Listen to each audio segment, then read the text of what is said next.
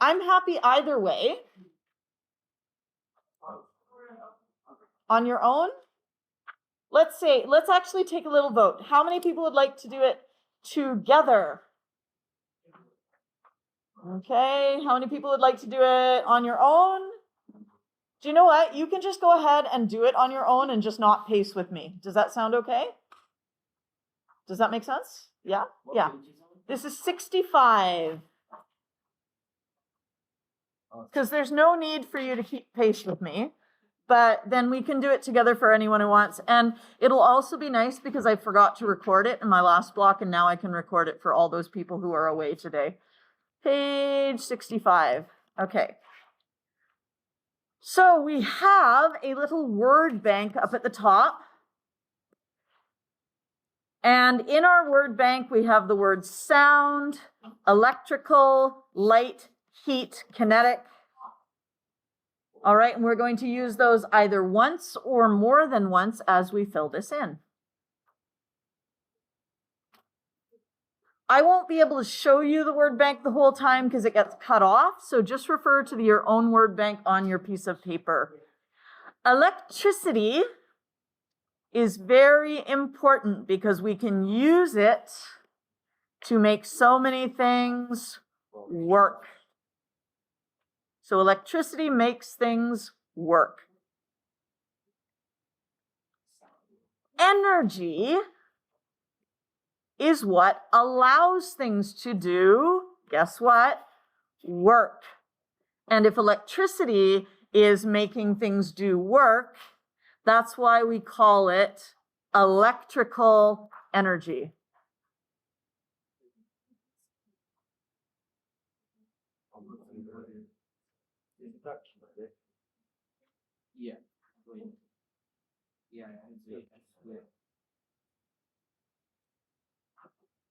So let's go over here. Here we have,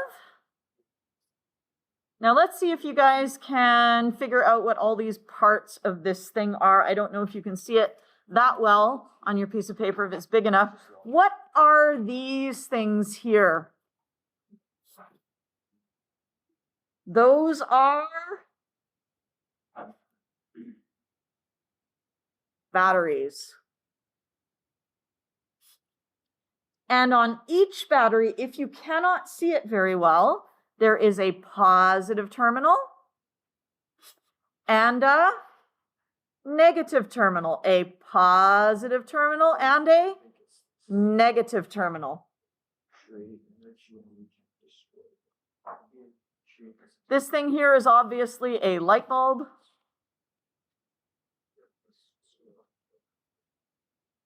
What's this black thing? That is a wire, yes. Okay, so we have a wire, we have another wire.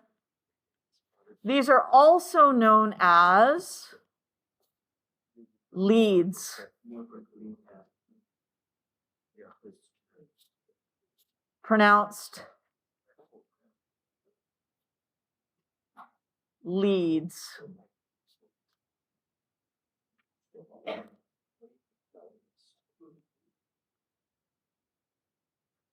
Now, do you know what we call it when we have a complete pathway through which electrons can move?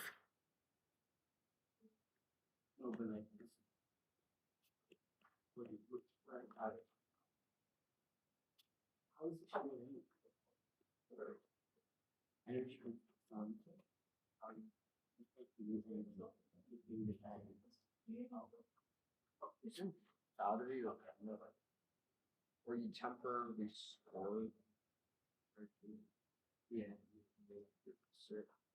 Do you guys know what we call it when we have a complete pathway through which electrons can move? Yeah. It is called a Current.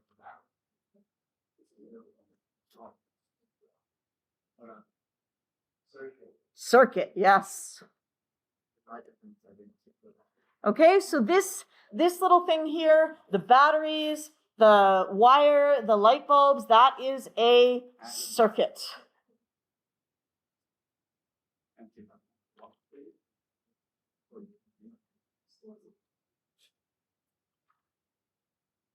Now, what does the bulb do to the electrical energy? It converts electrical energy into what type of energy? Light energy. Okay, so you start with electrical energy, the light bulb changes that into light energy. Now, you might also have a motor. A motor converts the electrical energy into what kind of energy? We've got a motor and we've got our word bank here. Is it converting it into sound, electrical, light, heat, or kinetic energy? Kinetic. Because the fan would move around.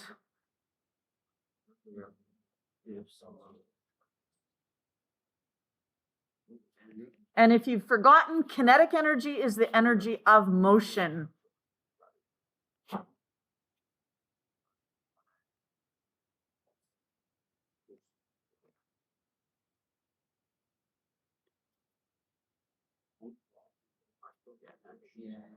Or out of it.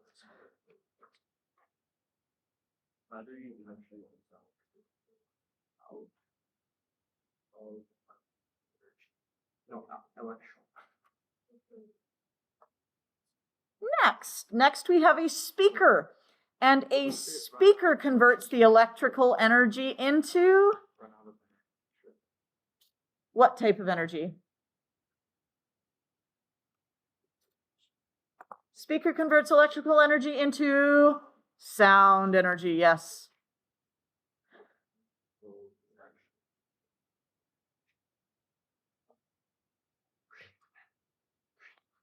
And I'm going to tell you right now about the law of conservation of energy.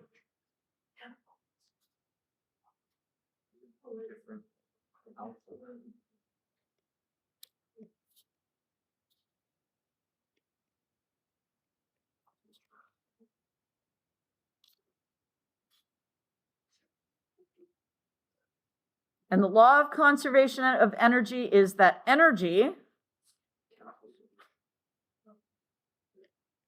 can neither be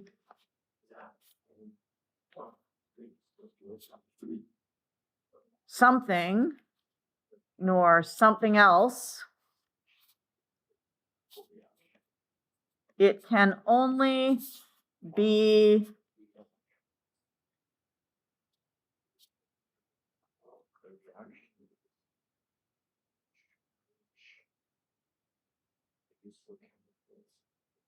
and I don't know if you guys know this yet, but yeah.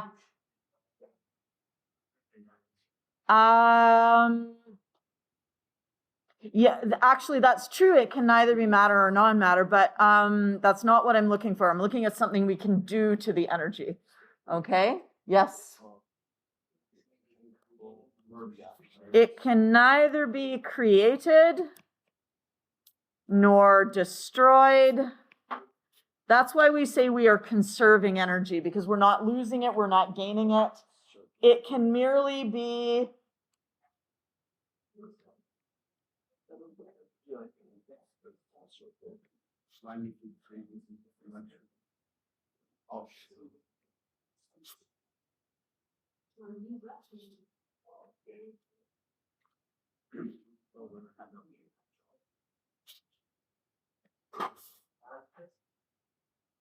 transferred. Yes, it can be transferred, but it can also be transformed.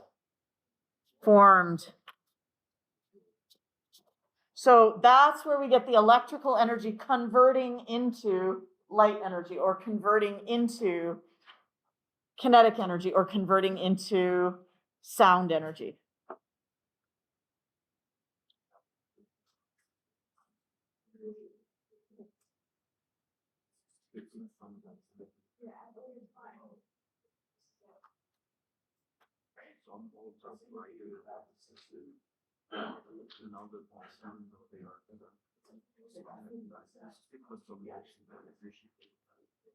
Now, anytime energy is transferred or transformed, some of that energy is always wasted as... Any guesses? It'll be in your word bank, so check your word bank.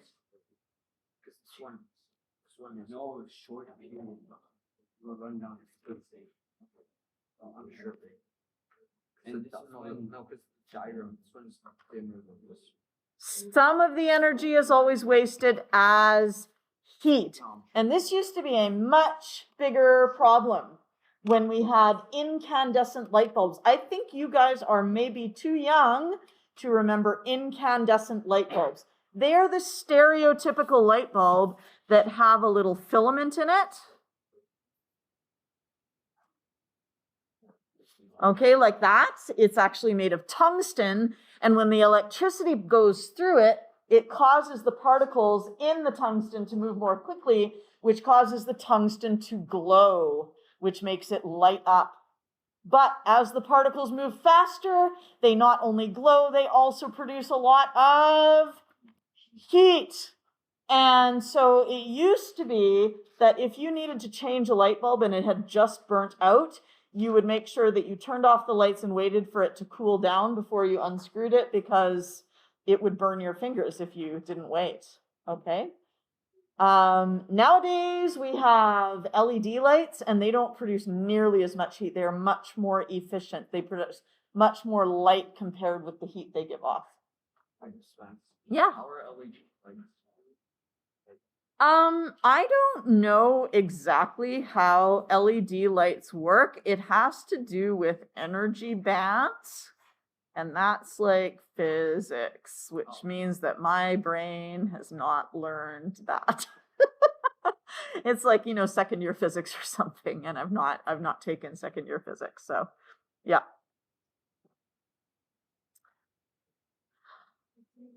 All right, here we go once again. Here's our word bank. We have motion, destroy, slowly, quickly, heat, create, move, hot. Let's see what we've got here.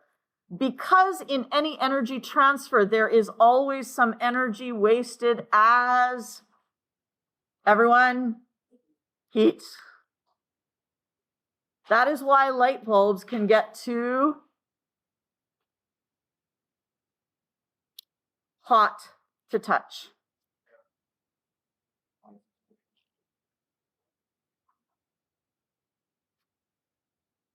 Energy is always conserved. You cannot,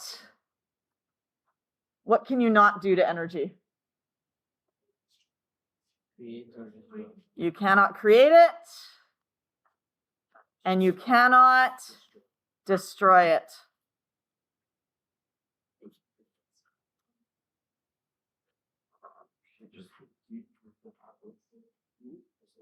But regardless, energy always has a tendency,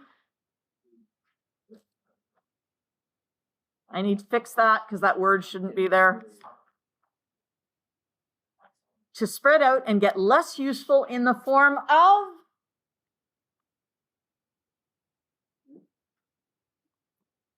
energy always has a tendency to spread out and become less useful in the form of heat.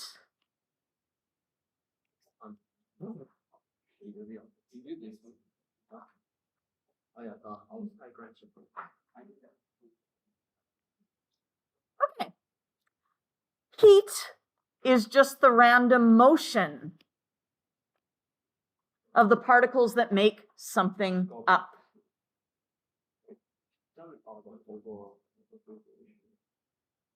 So if we were to look inside the filament at the atoms in that filament, let's zoom in and take a look. Inside the atoms of that filament, they would be buzzing around, moving really quickly, bashing into each other, creating lots of light and lots of heat. Okay? Now, if I say I heated something, sorry, there should be closed quotes here. Saying I heated something is identical to saying I made its particles do what? I made its particles, you can see they're doing it here. This is cold air. What are they doing in the hot air that's different? Choo! Choo! Choo! Choo! What are the particles in the hot air doing? They are moving. I made its particles move more quickly. So anytime you heat something, you have made its particles move more quickly.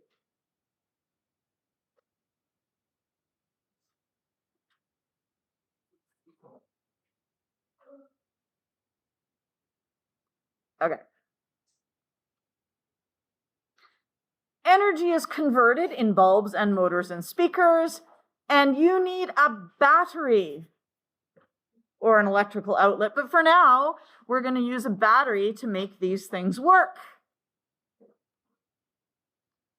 So I would like you to consider the problem. What do you think batteries store? You're going to write your answer in here.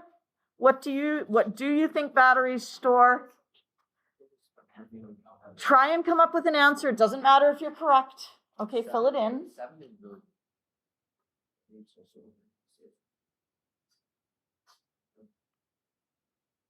Make your best guess. Even if you don't know, sure.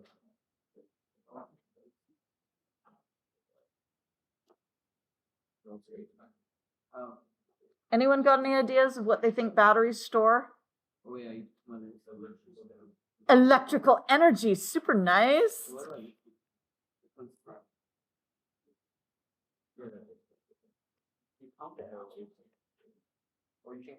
All right. Yes, indeed, batteries store energy, in fact, electrical energy. Now, there is a misconception sometimes that people have. Sometimes they think, oh, I'm charging the battery, therefore I must be giving the battery charge, and therefore the battery is storing charge. That's not what happens at all, okay? The battery has no more or less charge than anything else. What you'll notice here is that here we have a positive, which represents what particles in an atom are positive? Protons. And what particles are negative? Electrons. And you'll notice that all the atoms in a battery have the same number of positives and negatives.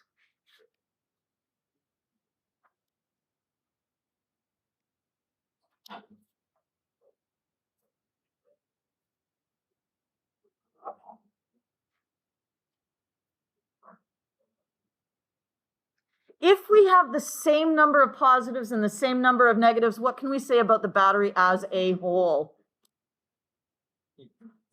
Same number of positives, same number of negatives. What charge does that give it overall? Overall, it is neutral.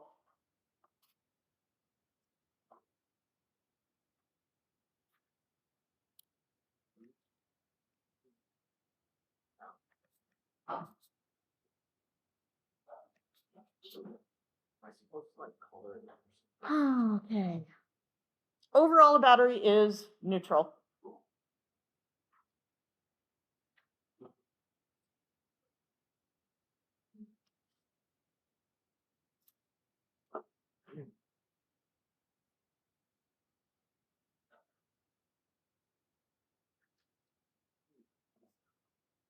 Okay. So here's our battery. And this is sort of like the before situation. Okay. Almost everything, including you, me, gibbons, tangerines, mountains, and the inside of batteries, are all made of what kinds of charges? Positive and negative. And they're all made of positive and negative because they are all made of what type of particle? Atoms.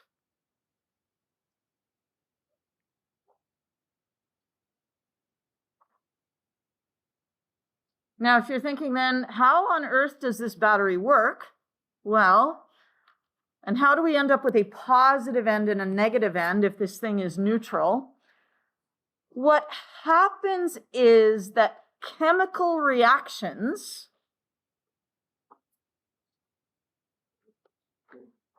they actually physically move the electrons from one end of the battery to the other end. So if I was to highlight all the negative charges here, what you're going to see is that on the right-hand side, it's not like there's not negative charges elsewhere, but over on the right-hand side, there is a buildup of negative charge.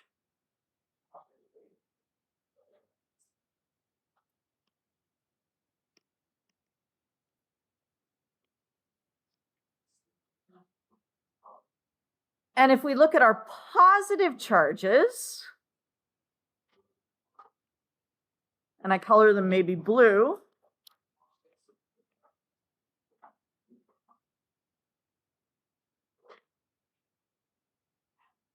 do you see how the positives have been left behind while the electrons have moved over to the right? The positive charges. And now, no, it's not that there's not positive charges other places too, but we have more negative over on the, more negative over on the right and more positive on the left.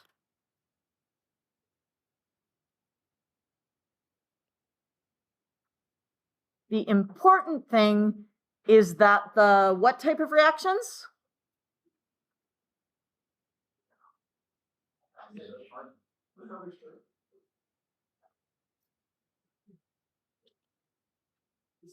The important thing is that the chemical reactions in a battery give some of the charges. What do these reactions give the charges? Thank you. They give the charges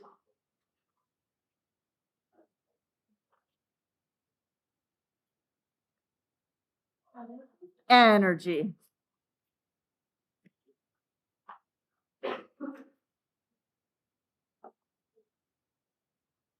Over here, we have lots of electrons. What do electrons do to other electrons?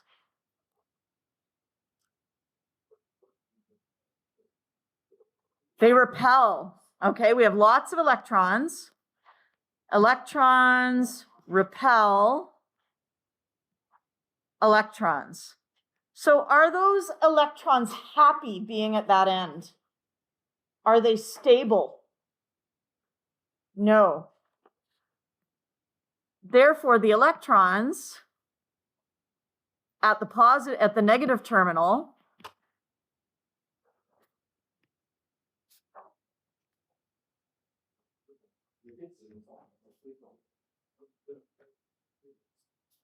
they are unstable.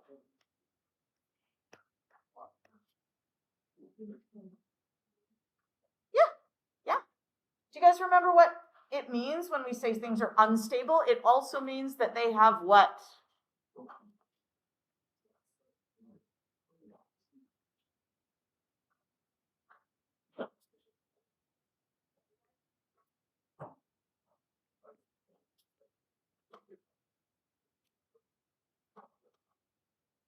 Things that are unstable have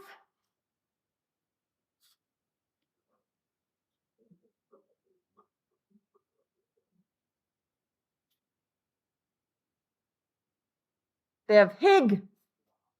They have what? High, what kind of thing? If you are unstable, you have high potential energy. Now remind me, what does it mean if something is stable?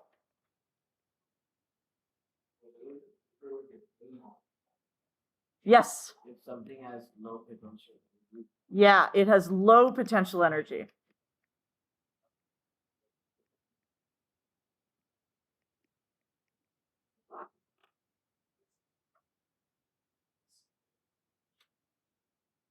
PE for potential energy.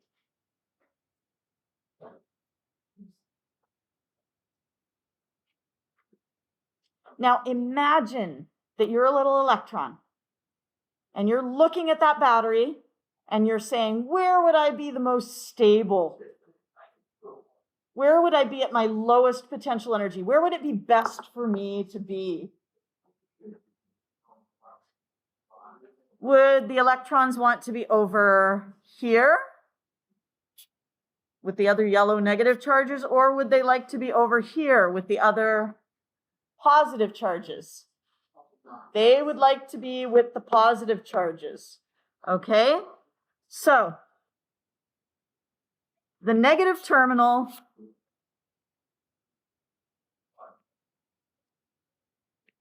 at the negative terminal, the electrons have high potential energy. At the positive terminal, electrons would have low potential energy.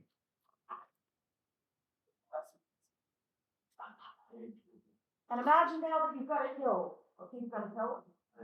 And there's a ball on the hill.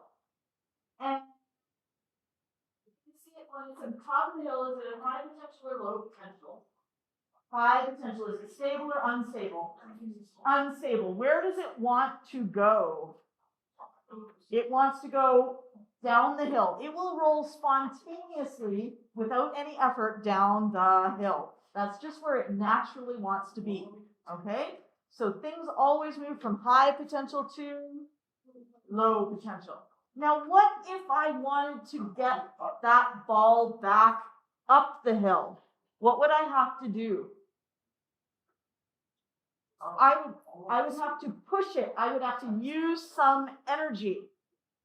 And in a battery, the way that we get the electrons over to that negative side is that the chemical reaction pushes them there. The chemical reaction literally we use chemical energy to make electrical potential energy. So the energy coming out of that chemical reaction pushes those electrons to the negative side. And so we end up with a lot of charge at the negative side. Okay. Woo, what happened here? There we go. Now, if you have a fresh battery, you will have lots of light. There we go. If you have a rundown battery, you will have very little light. Why does a battery run down? What has it lost? It has lost energy.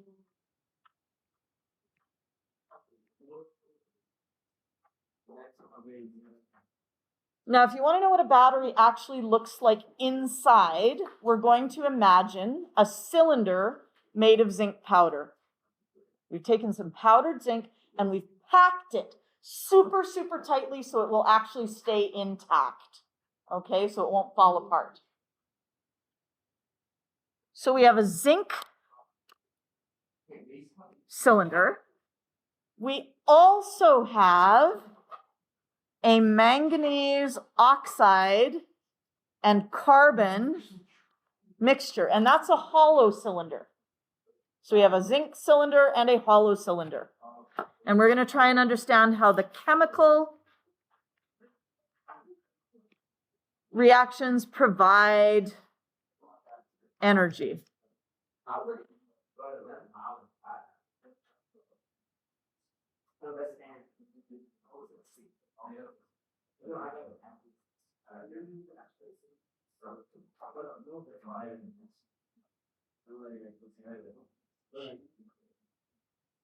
Modern batteries consist of two different chemical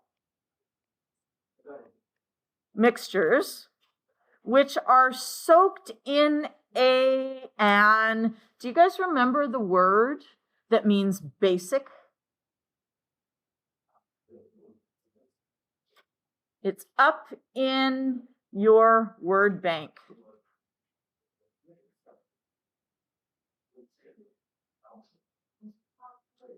Alkaline. Okay, alkaline means basic, and that is the opposite of an acid. So they are soaked in an alkaline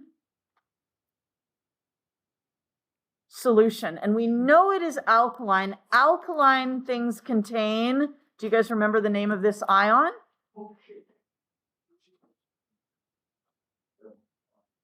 Alkaline contains hydroxide ion.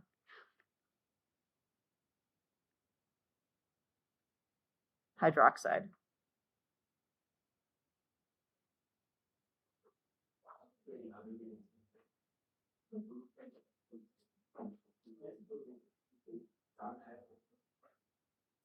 Now, what's going to happen is we have a fresh battery.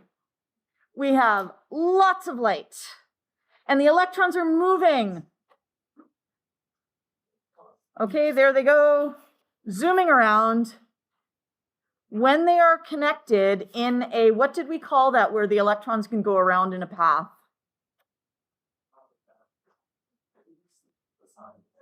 Circuit, yes. A series of chemical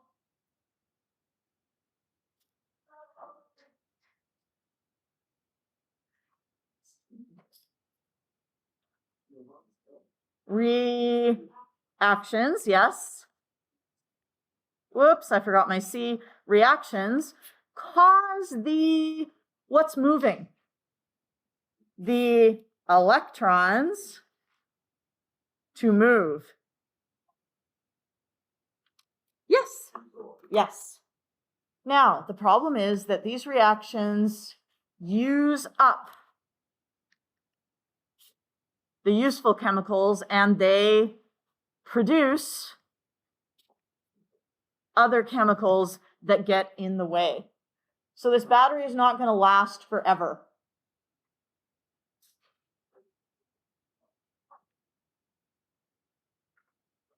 And as the battery runs down, the battery runs down as the chemical reaction gets less and less efficient at making the electrons move. So everything just kind of slows down. The reaction's like, oh, I can't keep it up, can't do it.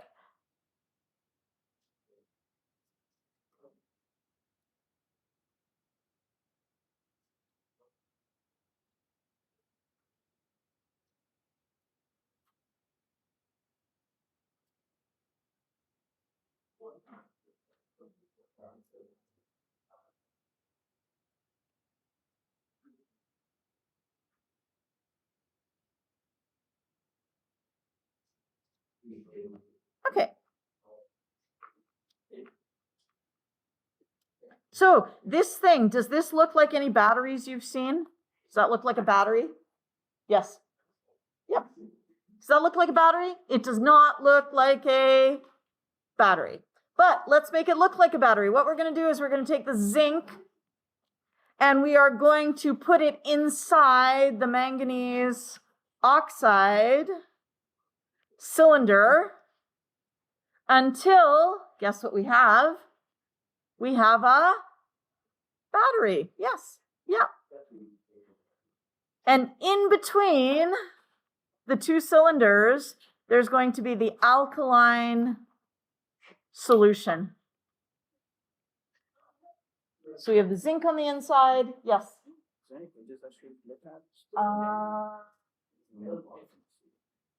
You should do.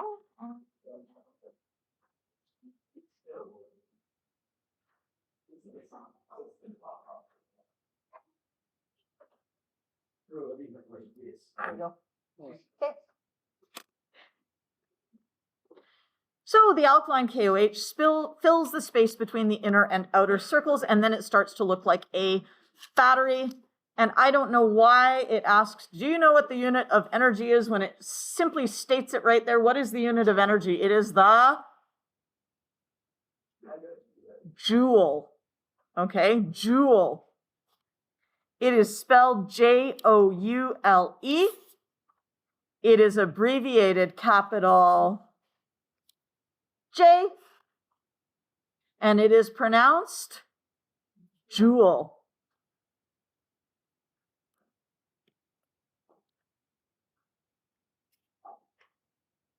So the quantity, what's the quantity that joules are measuring? What quantity are joules measuring? Energy. The quantity energy. Can you guess the abbreviation for energy? It's a nice one. It's not a silly one. E.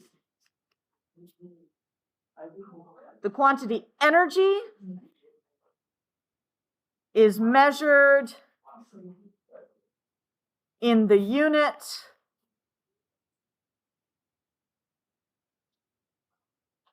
Everyone tell me the name of the unit of energy.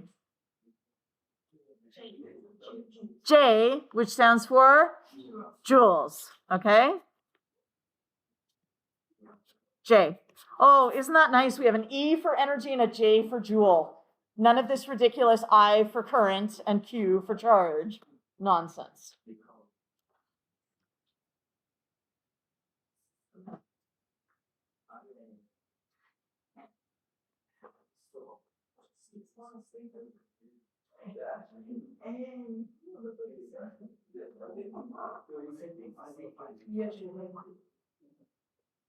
Batteries will run down in a short period of time if energy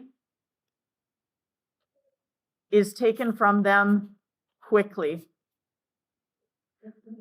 So if the bulb is using energy quickly, the battery is going to run down quickly. If the bulb is using energy slowly, the bulb will run down slowly. Now, there are different kinds of lights that just naturally produce different amounts of lights. Here we have light bulb A, and here we have light bulb B, and you can see which one produces the most light. So some bulbs are brighter than others, even though they run from the same battery. Can you guess which one will wear out the battery more quickly? Is it bulb A or is it bulb B? Which bulb will wear out the battery more quickly? Yeah, bulb B.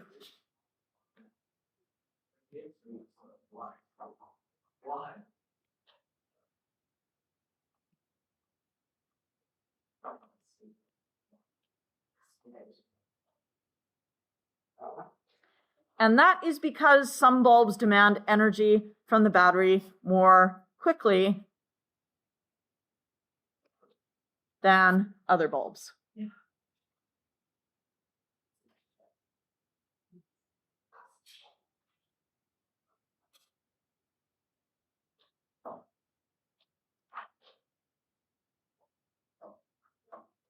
Okay, we're going to skip that question because we've already answered it. A bright bulb demands energy more quickly and would run down the battery first. Batteries will also run down more quickly if they have two or more things, if they have to run two or more things at once. So you can imagine if it's only running one bulb, it will lose its energy, the battery will lose its energy half as fast as if it is running two bulbs. Does that make sense? Two light bulbs will wear the battery out twice as fast? Yeah, okay. So here we have each of the two bulbs is now demanding energy. Time to stretch and be more active. Thank you, watch. Energy from the battery. So the battery has to supply energy twice as quickly.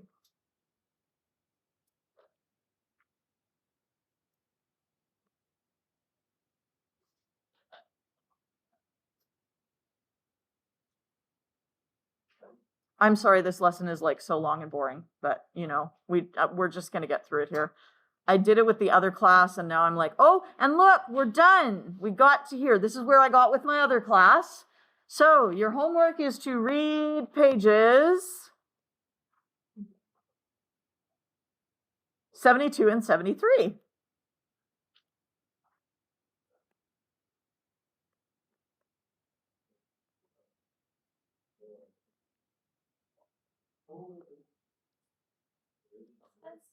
Hi.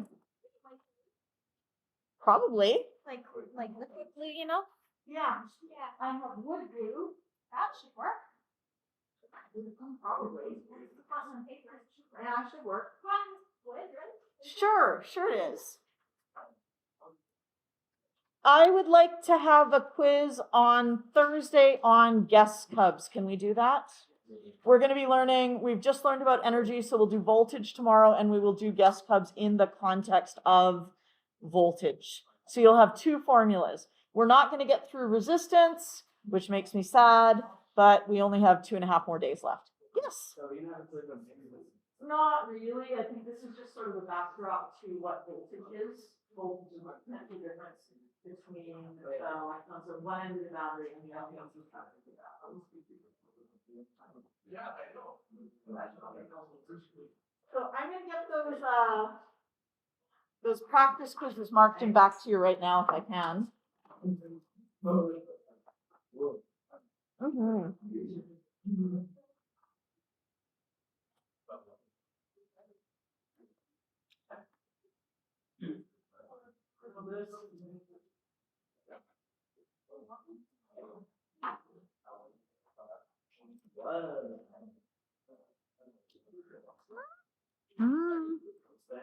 Yeah. The homework is to read it, right? The homework is to read 72 and 73. Yeah.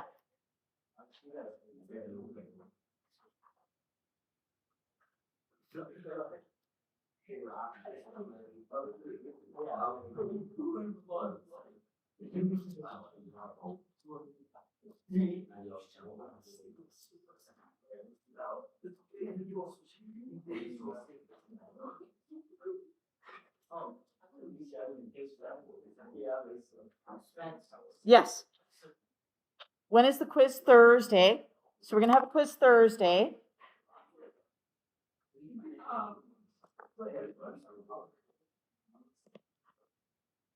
Oy vey.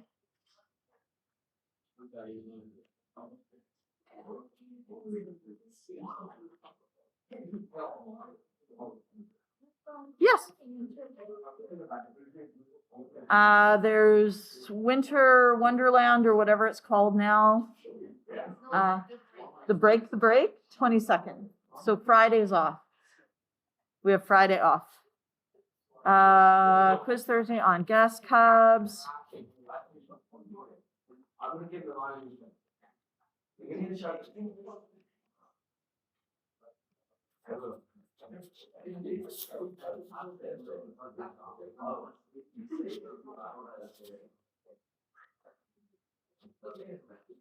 So we'll be learning, we've already learned I is equal to Q over T. We'll be learning V equals E over Q tomorrow. And we will be doing guess cubs with those in Invea. If you have no idea what's going on, it's okay. You can just you can just practice and write your test. Okay? Yeah. You can just be like, no. You're good.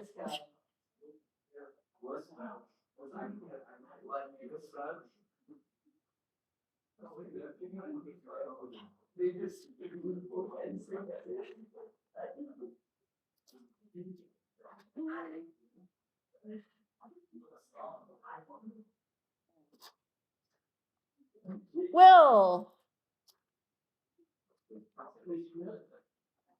There you go. Nice work. Someone wanted to get into like BCIT. Yeah. What sciences would they?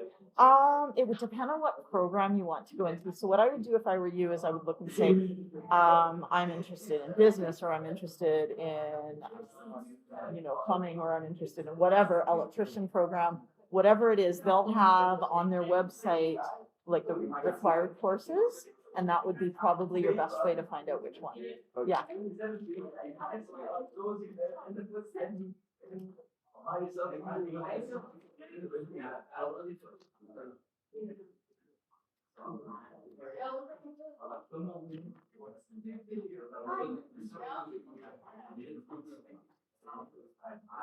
Lena. 6I, 7I, 8I. Try that second one again. So you're solving K equals M over N for N. Okay. So see if you can figure out where you went wrong. If you can't figure it out, okay.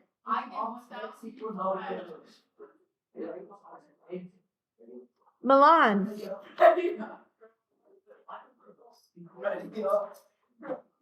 Ready up. John.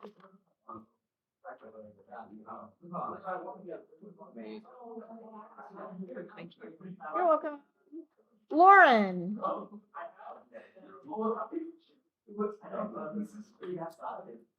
Alex.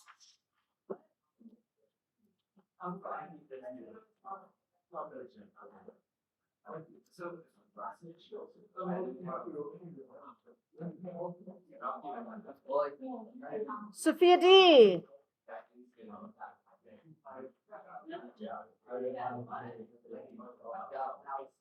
Jade. Oh, just kidding. Yeah. Oh, hang on, come back. I feel like I marked something wrong. Let me see. Yeah, no, we're good. Okay. Good. I just had a brain glitch. Brian.